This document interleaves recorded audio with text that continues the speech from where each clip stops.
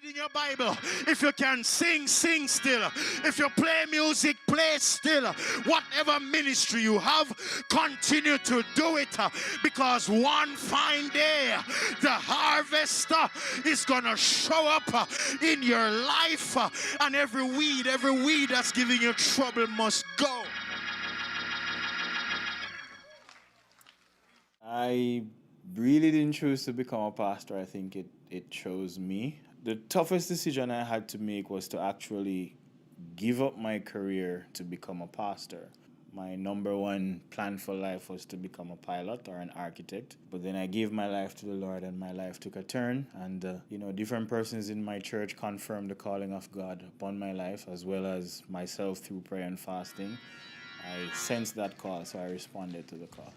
Church, we need to be real. It's not money you have why you're so happy. It's not a king-size bed you have why you're so happy. It's not and why it was tough is because I grew up in poverty, and I always felt that being a firstborn, I was going to be the one to rescue my family from poverty. And I knew coming into, the whole role of being a pastor, it's not about money. So I didn't come in for the money. So I was scared as to how am I going to now take my family out of poverty, having accepted the call to become a pastor. So that was really a tough decision for me. That's changed my life a whole lot. One, Canada is very different from Jamaica. The culture is very different. The climatic changes are very different. All of that I had to adjust to. Also, the way of life here, just the everyday going about is different. So it helps me to not be narrow in my thinking, but to think widely as possible. The world is a big place.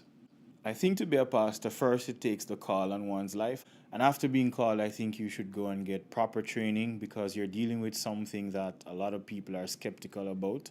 So I met my wife while I was in Bible school. I was actually the head usher for an event, and she was there. I had stepped outside because it was very hot. It was almost summer in Jamaica. I saw her and I decided to just go over and say hi to her. And from saying hi to her, a friendship developed. Eventually we got married.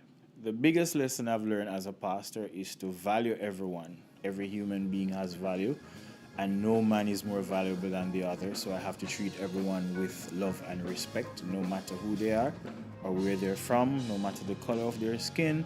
No matter what their views are on life, we just have to treat human beings as human beings, because that's what makes all of us common. The problem is, we haven't mastered joy yet. I strongly believe in purpose. I believe life is about purpose. So I would love for everyone in the world to discover their purpose. Whatever it is, we're all created for a reason and with a reason in mind. And I see too many people who are clueless as to what their purpose is. And so I would love for persons to go on a quest in life to discover why they were made, why they're here, and what they need to do to achieve that which they were placed here for. We're doing Bible study on fruit of the Spirit, and we're at joy. The Bible gives the idea that joy stands above all the circumstances in your life.